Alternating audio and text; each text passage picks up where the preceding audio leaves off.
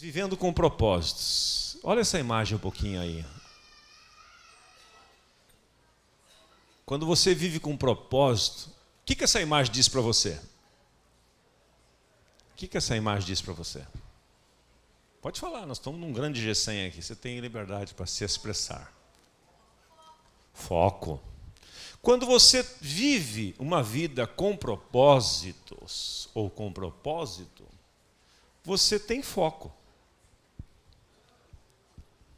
Quando você tem foco, as coisas ficam nítidas. Tem vários fotógrafos aqui, tem câmera gravando vídeo aí, mas se... Põe a minha imagem na tela ali e tira o foco. Deixa eu tudo desfocado. Vamos fazer uma brincadeira aqui. Põe a minha imagem no telão lá, Rodrigo. Ô, Ricardo, Rodrigo, põe lá. E desfoca eu todinho. Vamos ver se dá certo a brincadeira. Eu estou lá? Rapaz. Então, boa. Pode apagar um pouquinho mais a luz para a turma ficar... Aí, deixa assim. Quem é essa pessoa ali? Se alguém perguntar quem é essa, não sabe quem é. Dá para ver alguém? A vida de muitas pessoas está assim. Completamente fora de foco.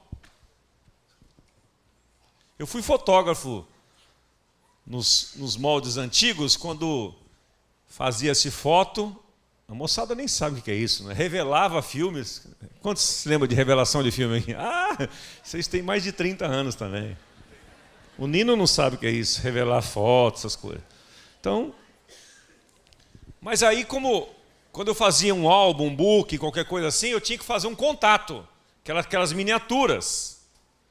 Porque não dava para saber se eu tinha acertado ou errado, não tinha essa moleza que tem hoje, essa coisa que qualquer criança faz, né, de um visor, um monitorzinho que você tira a foto, já vê, já seleciona, na hora já deleta. Não, você tinha que fazer um contato. Depois do contato, olhar bem assim, tinha os caras que tinham por visão, põe uma lupa em cima, para ver se a foto estava no foco. Se não estivesse no foco, você não mandava ampliar.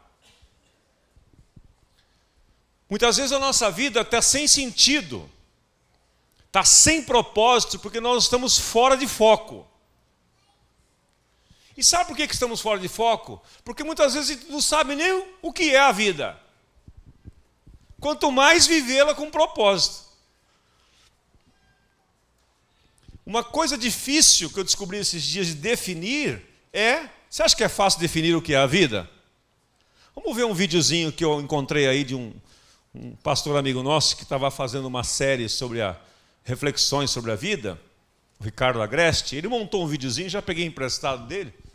Vamos mostrar para você, para depois nós termos uma conversa aqui. Veja só, ele pegou alguns trechos de um programa que tinha na Cultura, não sei se tem ainda, chamado Provocações, do Antônio Abujanra.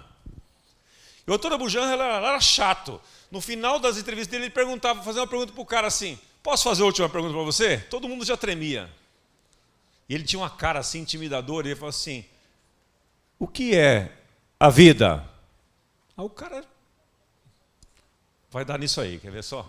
Em cima disso nós vamos conversar.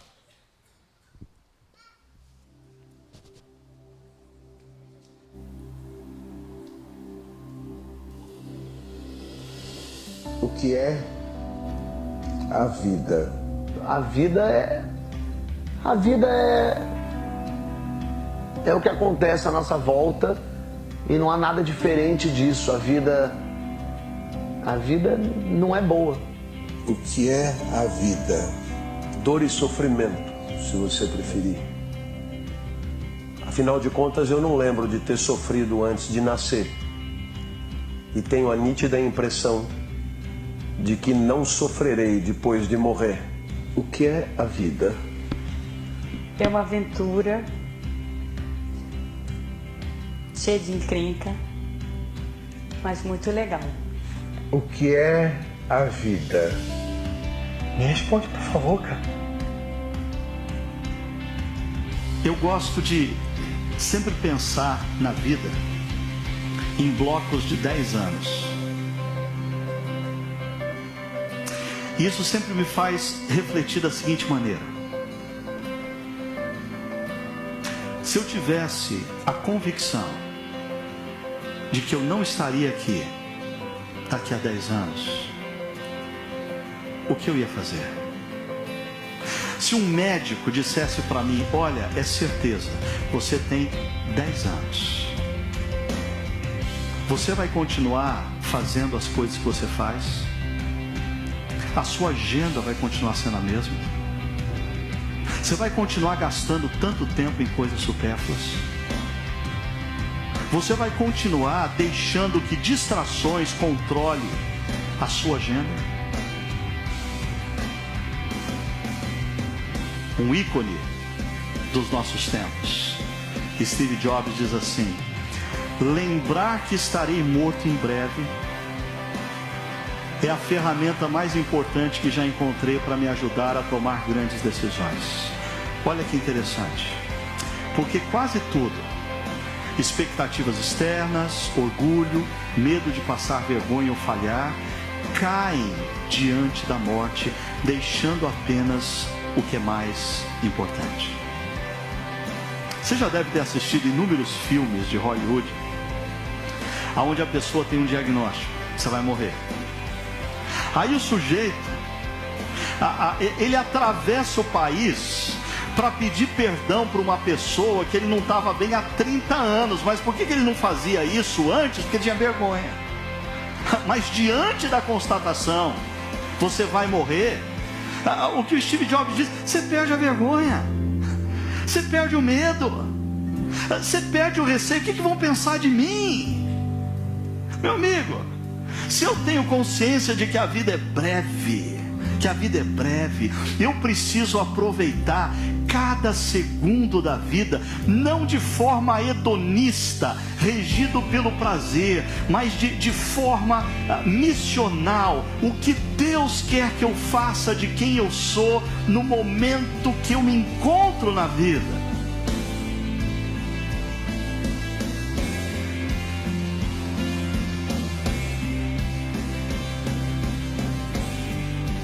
Você não sabe o que é a vida, você não, portanto, não vai conseguir viver com propósitos. Não vivendo com propósitos, você vai apenas ser conduzido, vai ser mais um na multidão. Você vai ser daquelas pessoas que dizem assim: eu faço porque todo mundo está fazendo. Eu preciso fazer porque todos fazem.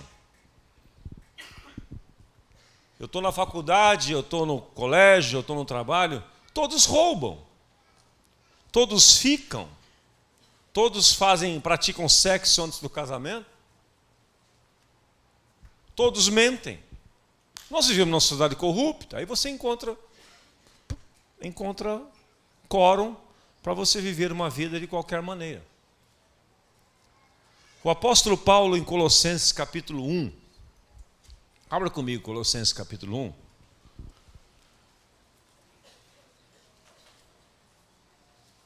Ele faz uma oração.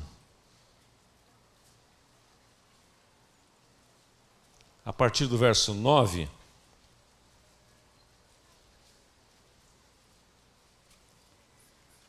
Que ela está no slide aí. Eu já deixei ela preparada. Depois depois eu vou fatiar ela para você. Para ajudar-nos a encontrar propósito para a nossa vida. Propósito para a nossa vida. A oração de Paulo para que os cristãos, é o título que eu dei, né? Para os cristãos de Colossos vivessem dentro dos propósitos de Deus. Então, na versão da NVI, ele faz essa oração da seguinte maneira. Veja o estilo de oração que Paulo fez. Veja se você alguma vez já fez orações assim. Eu descobri que depois que eu meditei nesse texto, eu descobri que as minhas orações eram evasivas demais. Sem propósito, claro, muitas vezes. Ou outras vezes eram propósito muito baixinho. Tipo assim, abençoa o meu filho no seu trabalho hoje. Guarda de todo mal. Não é errado fazer oração assim. Guarda dos acidentes. Ele vai viajar, guarda. Guarda das desgraças. guarda da violência. Não há problema algum orar assim. Mas o apóstolo São Paulo, apesar de saber de todas as dificuldades que aquela igreja estava passando, uma igreja que ele nem fundou, uma igreja que se expandiu a partir de Éfeso, e um tal de Epáfras, um anônimo, que cuidava dessa igreja, que era o pastor desse grupo. Paulo recebe a notícia, ele está na prisão de Roma, ele recebe a notícia e ele escreve uma carta para esta igreja. Só que esta carta, na verdade, não é só endereçada a essa igreja, porque no final da carta de Colossenses, ele diz assim, olha, depois que vocês lerem esta carta, levem para os irmãos de Laodiceia, leve essa mesma carta para outros. Então não era uma carta específica, era uma carta de recomendações gerais. Lembre-se o seguinte, quem escreveu essas cartas e escreveu esses livros que se tornaram Bíblia, depois, muitos anos depois, não tinham noção de que aquilo se tornaria Bíblia. Era uma carta. Ele recebeu um relatório de Epáfras e de outros, e ele e Timóteo, presos ali, sentaram e escreveram. Então não era uma coisa de orientação para aquela época, mas o Espírito Santo preservou isto e tornou-se isto Escritura Sagrada, portanto serve para nós hoje. Porque Romanos 15,4 diz o seguinte, porque tudo o que dantes foi escrito para o nosso ensino foi escrito. Então tudo que está nas Escrituras foi escrito para o nosso ensino, até mesmo erros de homens, até mesmo coisas absurdas, aberrações que tem na Bíblia, você pode tirar lições para aquilo para não fazer, por exemplo. O pastor Wayne Cordeiro, de uma igreja no Havaí, ele diz que nós podemos ser mentoreados pelas Escrituras quando nós olhamos e vemos as pessoas, o comportamento delas, as atitudes delas, as escolhas que elas fizeram, erradas ou certas, aquilo você pode fazer dos autores da Bíblia, dos personagens bíblicos, mentores para a sua própria vida. Então eu quero fazer de Paulo hoje um mentor para nós, sobre como devemos orar por nós mesmos e para os outros, para que possamos viver uma vida com propósito. Vamos lá. Veja a oraçãozinha dele. Por esta razão, Colossenses 1, 9 ao 12, por esta razão, desde o dia em que o ouvimos, ele está falando de Epáfras, não deixamos de orar por vocês. Ouvi o relatório dele, ouvi as notícias que ele me deu a respeito da igreja em Colossos, eu não deixei de orar por vocês mais e de pedir, como se pudesse ali colocar 2 pontos, pedir que sejam cheios do pleno conhecimento da vontade de Deus. Veja que Paulo não pede qualquer coisa. Ele não pede para que eles sejam guardados da perseguição, que eles não sejam mortos, que sejam a boca do leão, que de repente eles vão ser lançados, seja fechada, que eles sejam preservados dos impérios que vão ir contra eles. Ele não ora por isso. A oração é um pouco mais elevada. E eu quero desafiar você hoje à noite a fazer por você mesmo e por outros membros da sua família, seus amigos, seus líderes e seus liderados, os seus iguais, esse tipo de oração. Que sejam cheios do pleno conhecimento da vontade de Deus. Depois eu vou fatiar ela, vou ler toda aí. Com toda a sabedoria e entendimento espiritual. E isto para que vocês vivam de maneira digna do Senhor e em tudo possam agradá-lo, frutificando em toda boa obra, crescendo no conhecimento de Deus e sendo fortalecidos com todo o poder, de acordo com a força da sua glória, para que tenham toda a perseverança e paciência, com alegria, dando graças ao Pai, que nos tornou dignos de participar da herança dos santos no reino da luz. No próximo slide eu fatiei essa oração para ficar mais claro para a gente. Como é que eu posso viver uma vida com propósitos? Para que eu viva uma vida com propósitos, eu preciso entender o que é a vida. Entendendo o que é a vida, e Cristo é a verdadeira vida, Cristo é a nossa vida, para que eu possa viver com propósito, eu preciso ser cheio do pleno conhecimento da vontade de Deus. Uma pessoa que é cheia, não cheia, olha os reforços de linguagem que Paulo coloca. Sejamos cheios de quê? Do pleno conhecimento, não é do conhecimento parcial. Do pleno conhecimento da vontade de Deus. Quando você é cheio do pleno conhecimento da vontade de Deus, você vai viver uma vida com propósitos. Se você não é cheio do pleno conhecimento da vontade de Deus, você vai ficar que nem o povo de Israel no deserto. Você vai um caminho que é tão fácil você chegar aqui, até para pegar instrumento, 3 passos você está aqui, você começa a dar volta, e demora demais.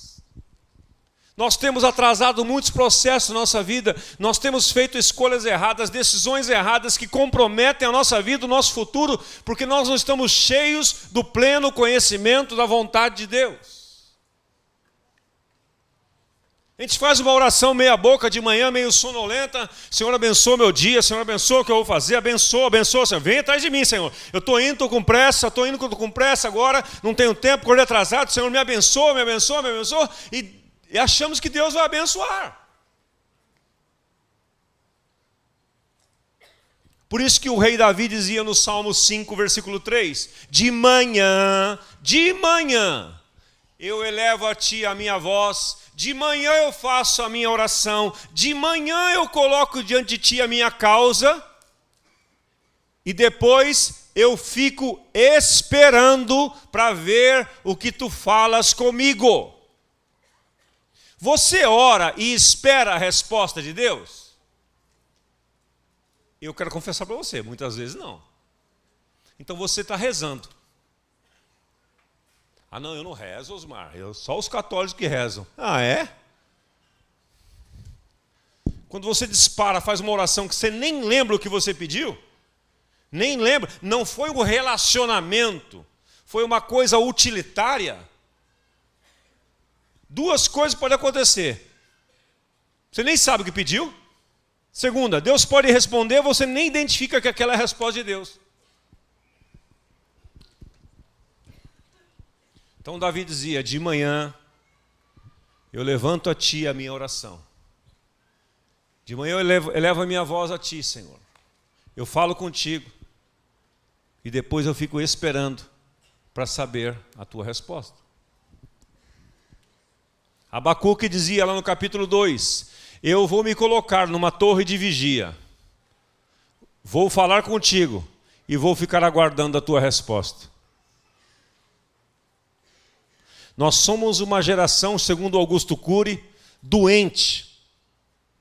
Nós todos sofremos da síndrome do pensamento acelerado, impacientes.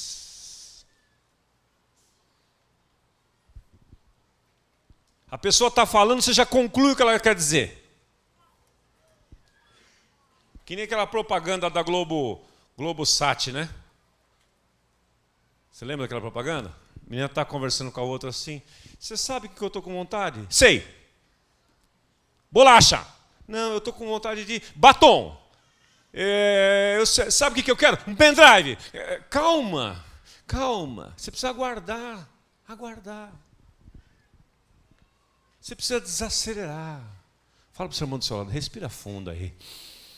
Respira fundo, 3 vezes, você está tenso.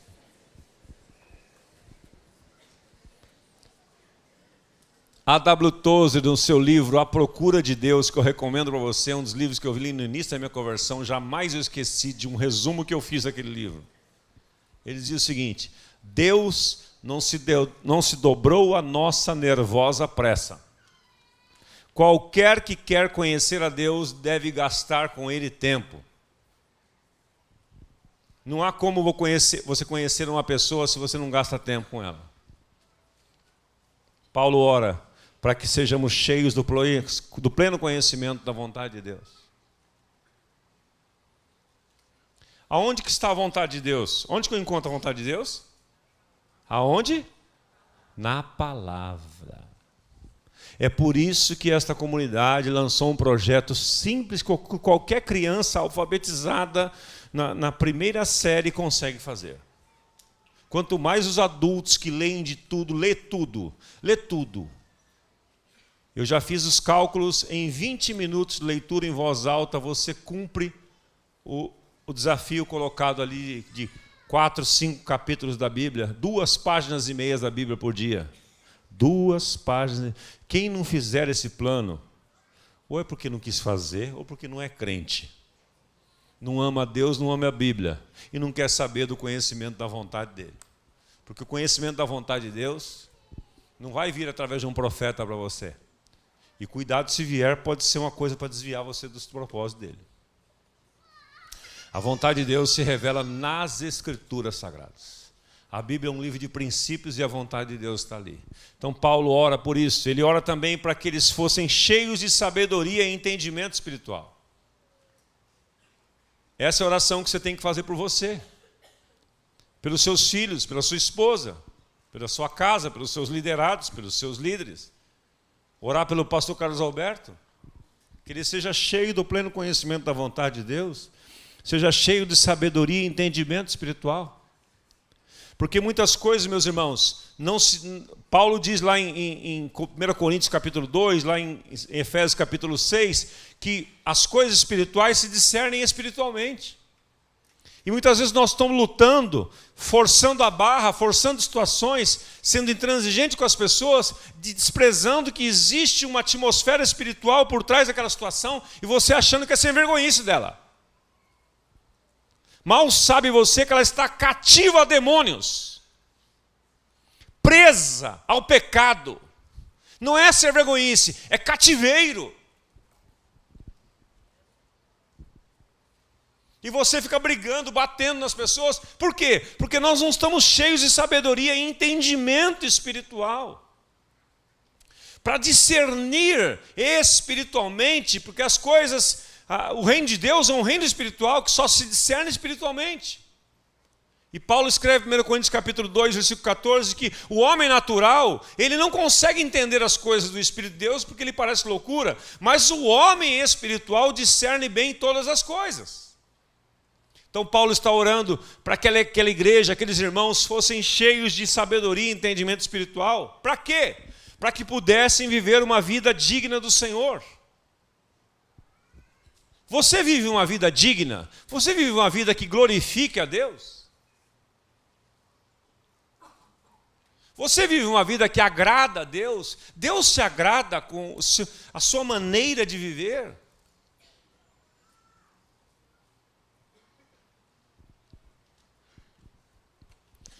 Ele ora para que eles possam agradá-lo em todas as coisas, que eles pudessem frutificar em toda a boa obra. A sua vida é uma vida frutífera? Você é um frutificador ou você é um consumidor? A igreja moderna, a igreja desses dias está lotada de consumidores, de trocadores de bênçãos, de cariolatras. Cariolatra é a expressão que significa os buscadores de bênção. As crianças espirituais, os carnais, explicava Paulo lá em 1 Coríntios capítulo 3. Mas olha o nível que Deus quer para nós, meus irmãos. Se não vivermos assim, se não orarmos assim por nós, se Deus não fizer assim na nossa vida, nós vamos viver segundo os nossos próprios propósitos. Como disse o Ricardo Agreste aí, uma vida hedonista, né? Voltada para o prazer. Tudo que dá vontade eu faço. Eu faço aquilo que me dá prazer. Uma vida de quem é escravo do pecado, do diabo e deste mundo. Vive segundo a vontade da carne, Efésios capítulo 2. Fazendo a vontade da carne nos pensamentos e por natureza são filhos da ira. Paulo continua no próximo, dizendo o seguinte: eu oro para que eles cresçam no conhecimento de Deus. Você tem crescido no conhecimento de Deus? Ou você tem regredido no conhecimento de Deus? Você conhece mais a Deus do que o ano passado, do que há 2 anos atrás? Você é mais fervoroso hoje do que já era? Você ama a Deus mais do que já amou? Você pratica as boas obras mais do que fez? Você frutificou mais? Ou você é consumidor de cultos? Consumidor de programas? Não é isso que Deus tem para você.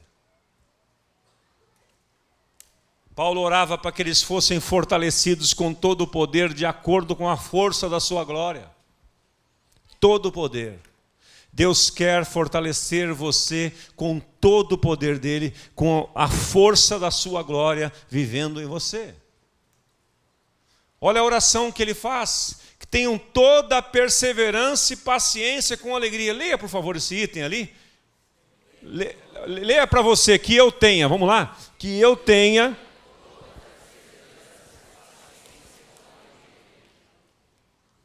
Que tremendo isso.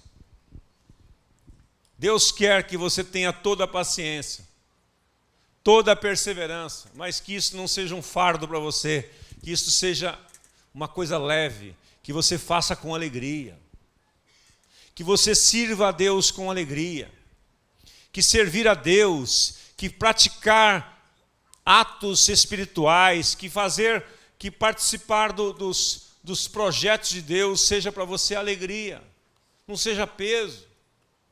Salmo 100, versículo 4, o salmista dizia: servi ao Senhor com alegria. 1 Coríntios 9, 7, Paulo diz assim: Deus ama aquele que dá com alegria. Deus quer que você e eu façamos as coisas com alegria. Deus quer que você, mãe, cuide dos seus filhos com alegria. Essa é a sua maior missão. Pais, Deus quer que você governe a sua casa, produza recursos, gere recursos para a sua família com alegria. Que você saia amanhã para trabalhar com alegria. Tem 12 milhões que gostariam de estar no teu lugar. Tem 12 milhões de pessoas nesse país que estão reclamando, chorando, muitos deles não tendo o que comer. E você, muitas vezes, reclamando do seu trabalho. Tudo que não valorizamos, perdemos. Faça tudo com alegria. Venha aos cultos com alegria. Participe do plano de leitura bíblica, não é porque eu estou falando, faça com alegria. Vá para o G100, para a sua célula, não como uma obrigação, porque senão o seu líder vai pegar no seu pé. Vá com alegria. Participe dos treinamentos que essa comunidade vai oferecer para você a partir de março, com alegria, com perseverança, paciência e alegria. E última coisa que Paulo pede para eles, que eles sejam gratos ao Pai, que nos tornou dignos de participarmos da herança dos santos na luz. Só pode viver tudo isto aqueles que têm consciência de que estão vivendo em trevas e foram transportados do reino das trevas para o reino do Filho do seu amor.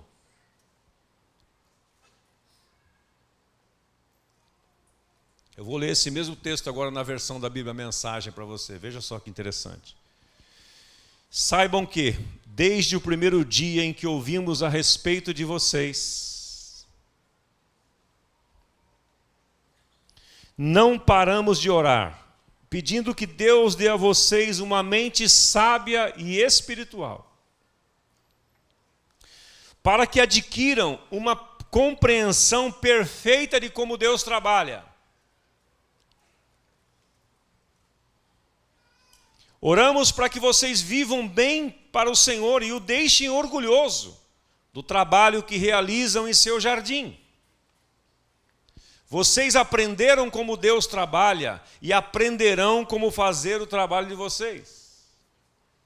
Oramos para que permaneçam firmes em toda a jornada, sem precisar fazer força, mas dependendo do poder glorioso que Deus nos dá. É o poder que suporta o insuportável e se derrama em alegria e gratidão ao Pai, que nos fez fortes o suficiente para que tenhamos parte em tudo glorioso e belo que Ele tem para nós. A maravilhosa verdade é que Deus nos resgatou dos becos sem saídas da vida e dos caminhos de escuridão.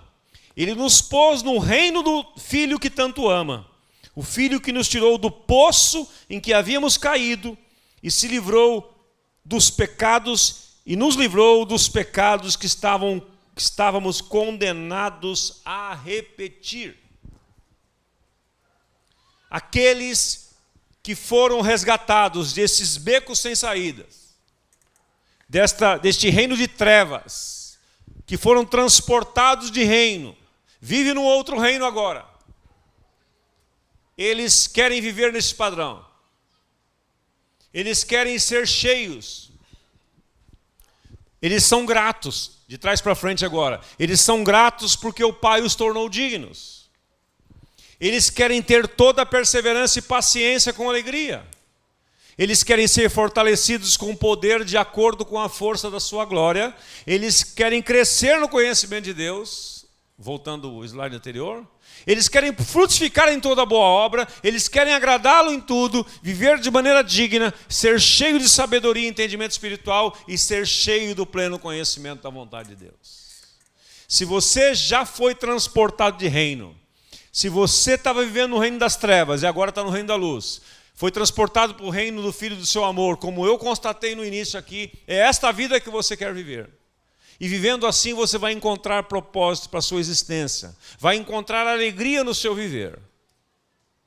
E eu quero destacar para você essa oração que Paulo fez. Eu queria que você lesse comigo, por favor, que para mim resume tudo isso. Vamos lá? Oramos para que permaneçam firmes em toda a jornada, sem precisar fazer força, mas dependendo do poder glorioso que Deus nos dá. É isso que Deus deseja para você. Se você está fazendo força, é porque você não experimentou ainda esse pleno conhecimento de Deus. Se a vida cristã é um peso para você, é um fardo para você, é cansativo, você precisa rever a sua experiência. Porque o normal é isso aí. O homem cheio do Espírito Santo de Deus, como dizia Paulo na versão da Bíblia, a mensagem, ele é capaz de suportar o insuportável. Perdoar o imperdoável. Amar aquele que não é amável. É só você ver o Sermão do Monte.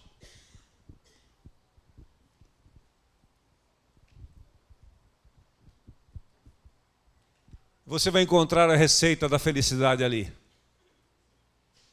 Meus irmãos, cristianismo é isto. Eu acabei de falar para vocês o estilo de vida cristão. A religião é outra coisa. E quando nós praticamos isso, estamos cheios desse pleno conhecimento da vontade de Deus, nós vamos encontrar propósito para a nossa existência. E vamos estar firmes em toda a jornada, sem precisar fazer força. E os dois últimos slides que eu quero mostrar para você, por favor. Pode tirar isso aí. Não importa o lugar em que você trabalha ou vive. Se você foi transportado do reino das trevas para o reino da luz, você está inserido na vinha de Deus e apto para anunciar as boas notícias do reino de Deus. Se você vive assim, se você já foi transportado do reino das trevas para o reino do Filho do seu amor, você está apto. Ao sair daqui hoje à noite, você estará habilitado, você já está habilitado para falar, para levar esperança para as pessoas. Para dizer a ela o que nós cantamos aqui: o Senhor é bom, sua misericórdia dura para sempre. Você não precisa nem conhecer muito a Bíblia, sabia? É só você contar a sua experiência, quem você era, o que Deus fez na sua vida. Uma das maiores evangelistas da Bíblia, das Escrituras Sagradas, foi a mulher samaritana, João capítulo 4, nem Bíblia ela tinha. Mas ela falou de uma experiência. E ela frutificou para Deus. Este ano, na nossa comunidade, nós elegemos como o ano de alcançar o próximo. O ano de abençoar pessoas. E só vai abençoar pessoas e alcançar o próximo aqueles que estão cheios deste Espírito. Esses vão fazer isso com alegria. Não será peso nenhum. Vão participar dos projetos da comunidade com alegria. Os jovens virão para o MAG com alegria. Não virão para criticar ou sentarão aqui para dizer, me convença. Quero ver se vocês são bons mesmo.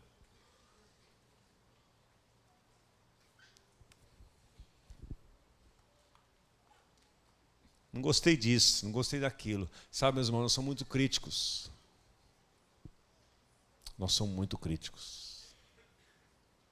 Muitas vezes a gente não vem nos cultos para adorar a Deus, a gente vem para adorar a adoração. Ou para avaliar a adoração. Ou para avaliar a pregação. Ou para avaliar.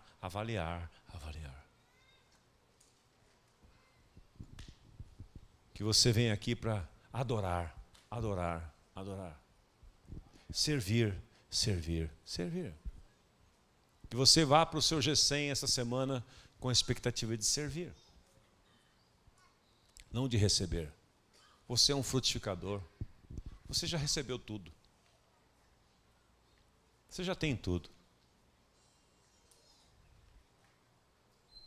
Como cantou o Daniel aqui.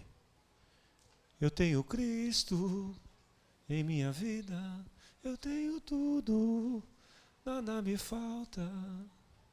Tenho esperança, tenho um tesouro, eu tenho Jesus, nada me falta. Então é mentira o que você canta. Então não canta. Não vou cantar. Não tenho nada, falta tudo. Então não canta. Vamos ficar em pé? Põe só o último para mim. Olha só essa frase que eu ouvi hoje. Num vídeo que eu vi, eu captei ela para você. Você pode ler junto ali? 1, 2 e... Você não será julgado pelo que fez na terra, mas sim por aquilo que foi chamado para fazer. Mais uma vez, para você memorizar. Na segunda você quase memoriza. Vamos lá? Você não será